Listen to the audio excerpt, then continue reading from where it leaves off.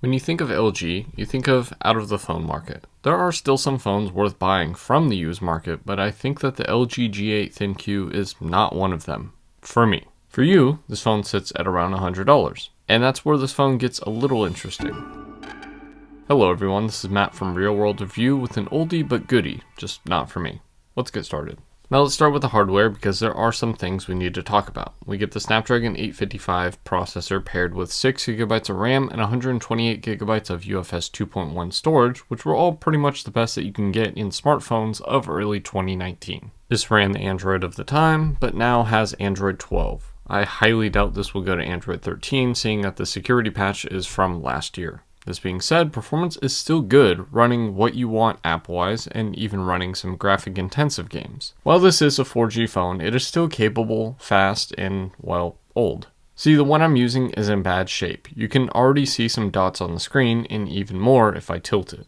The biggest issue I have with this phone is the modem. This phone in particular will not connect to cellular, causing some issues where the signal is constantly searching, and the IMEI will disappear. And even more apps will just push me to the lock screen randomly. But this one in particular is a bad phone, and yours probably won't do this. But just like the Samsung S8 and Note 8's randomly dying or not charging, or the Pixel 3 and 4's randomly dying as well, I feel like the LG G8 could be doing the same thing. Sure, they're cheap to buy, but the age and treatment of this phone may leave you stuck with a phone like the one that I have. That all said, we can continue on with this review as if my phone never had that issue. To power this, we get back to what I was just talking about a few seconds ago. The battery is an old 3500 mAh cell, and if the phone is lightly used or new, should be enough to get you through the day. This one, not so much. The battery age and modem issue doesn't lead me to accurate results, but I would say that if this phone looks bad, the battery life is probably going to be just as bad. This being said, replacing the battery isn't impossible, but may be difficult for some people. Batteries are cheap though, and I would recommend replacing it.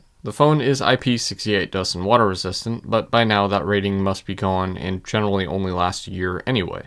As for charging the battery, it is fairly fast at 21 watts wired and supports wireless charging just like previous G series phones. While we're talking about the IP rating, let's go over the frame. We have a metal band in the middle, while the front and back are Gorilla Glass 5 and 6, respectively. The back is slightly curved and has no camera bump, which is so surprising even today. Next to those cameras, we have the flashlight, and under that is the fingerprint scanner. Yeah, a rear-mounted fingerprint scanner on a phone with a good processor.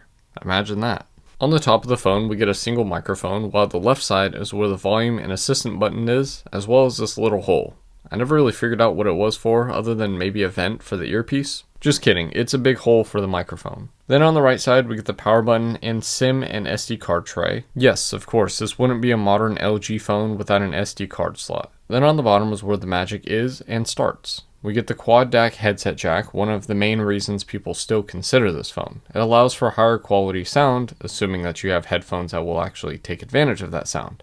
I do not. Then we get another microphone as well as a USB-C 3.1 port. Lastly, we have the loudspeaker, which does match with the top earpiece to give you a horrible stereo feel. That's because the earpiece is behind the screen, something that LG did on two phones and never again. Just like Google did on the Pixel 5 and just like LG, never again.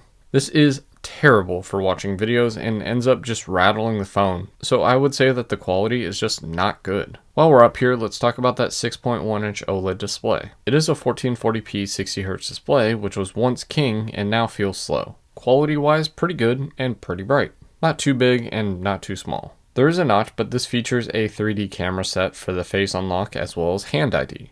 The Hand ID tech feels like Amazon bought it and put it in Amazon One, and it matured, because this is just not good on this phone. This time around, I just use Face Unlock because the Hand ID thing sounds cool, being able to also control music and stuff like that, but it just feels strange. Not to mention slow. But if you think about it, this phone allowed for so many ways to authenticate, which is always nice, but I just stuck with Face Unlock and the fingerprint scanner, whoever wants to unlock first. I debated on the cameras being its own section because I don't think highly of these in this phone. Now don't get me wrong, I have some positive takes on this phone, and the main camera isn't that bad, it's just the others. The main camera is a 12 megapixel wide sensor that is optically stabilized and allows for some pretty clean shots, and even goes up to 4K 60 frames per second video. This is my favorite camera on this phone, but that's not really saying much. Next, we have the 16 megapixel ultra-wide sensor that pairs with the main sensor pretty well, but lacks any originality. It just feels like a normal ultra-wide, just like LG is known for. The front camera is an 8 megapixel sensor that focuses, but fails to perform well. Everything feels so artificial or flat, almost like it's being a camera rather than working hard to make that perfect shot. Also, we only get 1080p video on the front. Now, I am technically not a fan of LG cameras, but I'm also just being honest here. It's not the reason why people want to buy this phone, and neither should you. I like the option of 4K video at 60 frames per second, but the quality is just okay. Also, the US versions only have 2 cameras on the back, while the overseas ones have 3. What's up with that? It is a strange name for a section that I just thought of to explain what's next. But with the LG G8 and maybe some other higher end LG phones, I think it's time to move on. I get that there are people that like having the quad DAC headset jack, but this doesn't feel like the right move. Personally, I see the LG V60 as not only a bigger and better option, but the right option for those wanting that higher quality headset jack and SD card support. That said, I do understand the appeal for this phone. Sure, the loudspeaker setup is unbearable, but this is a fair sized phone with a fairly light weight at 167 grams. But the battery life is not too good. Water resistance and military standard 810 certification is a joke, thanks to those batteries being old and possibly lifting up the backs over time, as well as, the little spots on the screen.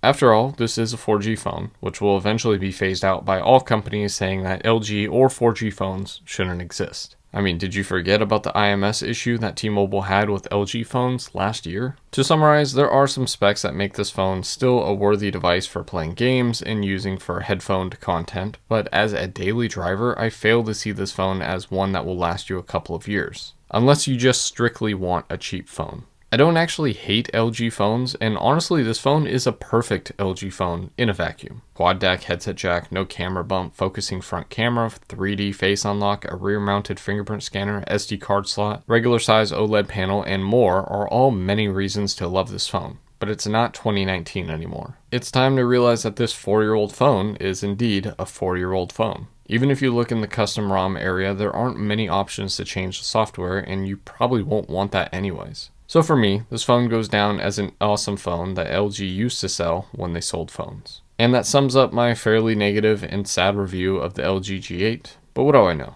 Am I wrong about the LG G8, or is it simply a phone that became worse with age, as most do? Let me know what you think, and as always, thanks for watching.